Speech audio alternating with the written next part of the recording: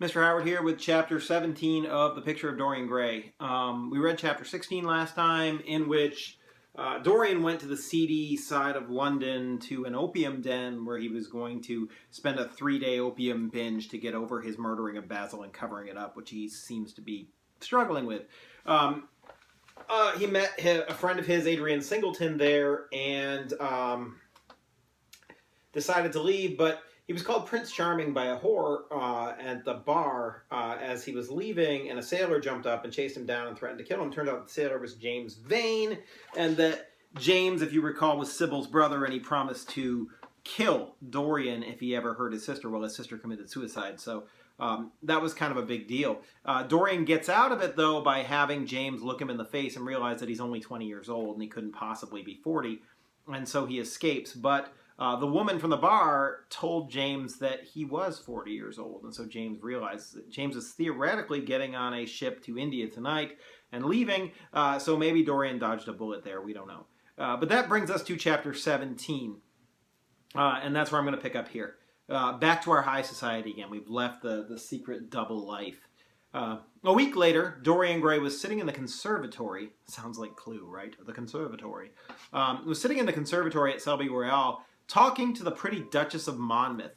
Pause. Right.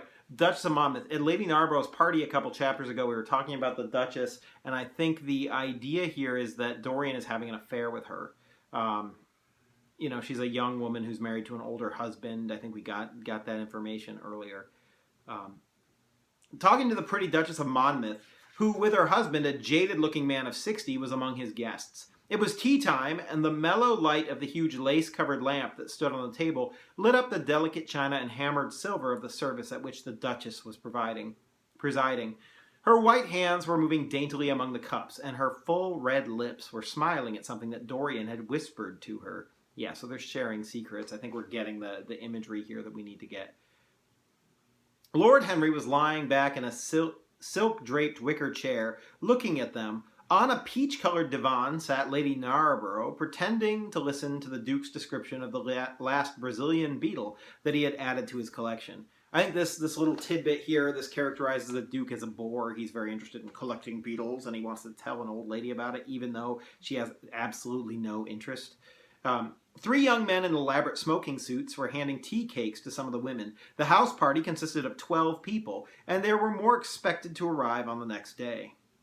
"What are you two talking about?" said Lord Henry, strolling over to the table and putting his cup down. "I hope Dorian has told you about my plan for rechristening everything, Gladys. It is a delightful idea."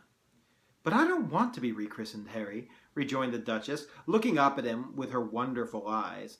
"I am quite satisfied with my own name, and I am sure Mr. Gray should be satisfied with his." "My dear Gladys, I wouldn't alter either name for the world. They are both perfect." Pause. Maybe here's another time to mention that Dorian's name is Dorian Gray. You know, and Gray is neither black nor white. It's somewhere in the middle. So if Lord Henry is, proverbially Satan black and Basil was white, Dorian is gray. He is not good or evil, although we could argue one way or the other that his shades of gray are getting darker as the story goes on.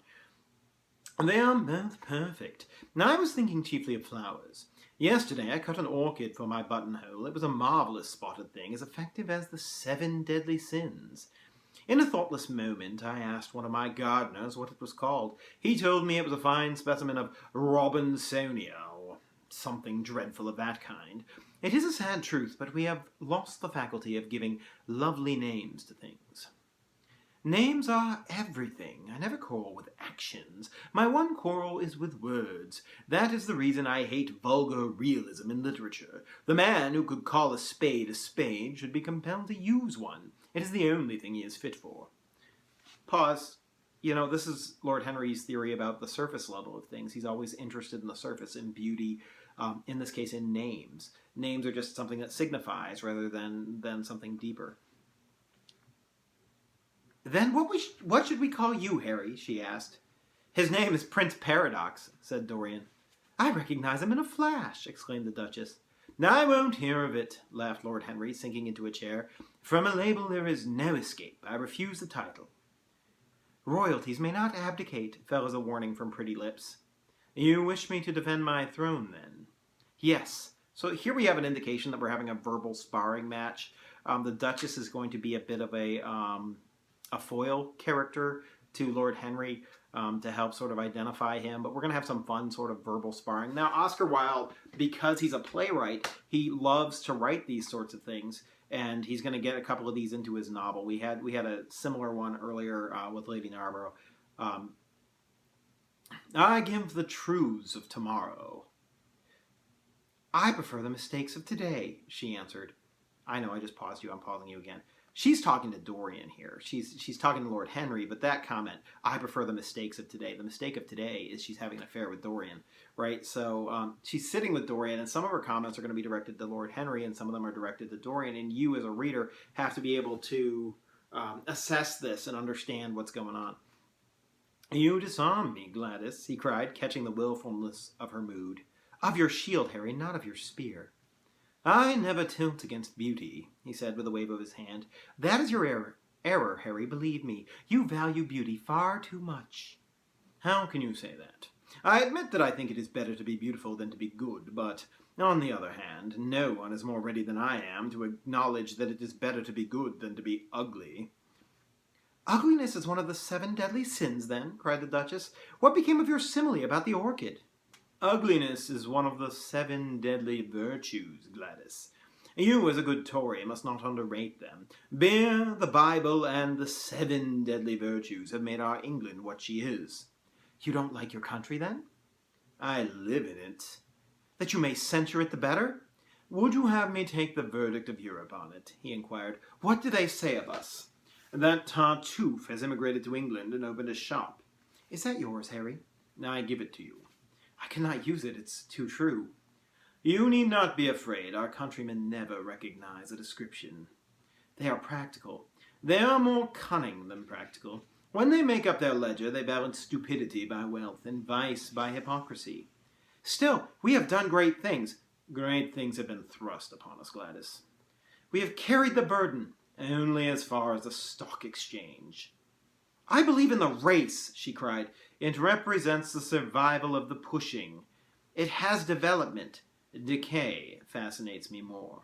Pause. So this is all social commentary that Oscar Wilde is writing through this exchange between the Duchess, who believes in the Empire and the Union Jack and England and all of that kind of stuff, and Lord Henry, who's very cynical about it, suggesting that she suggests they've done great things, and he says, yeah, only because we've been forced to do great things, and we're so great. And he's like, yeah, we're only as great as a stock exchange, so like everything we do is for money.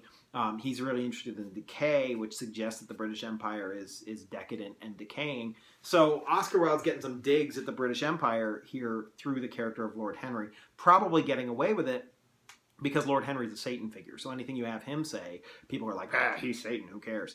And I think that's, during the time period when this book was released, probably one of the reasons. What of art, she asked. That's an interesting question because art is one of the themes of the story. It is a malady. So Lord Henry's answer is that art is a disease. Interesting. Love and illusion. Religion, the fashionable substitute for belief. You are a skeptic. Never. Skepticism is the beginning of faith. That's a paradox. What are you? To define is to limit. Give me a clue. Threads snap. You would lose your way in a labyrinth. That's obviously a Theseus allusion to the Greek myth. You bewilder me. Let us talk of someone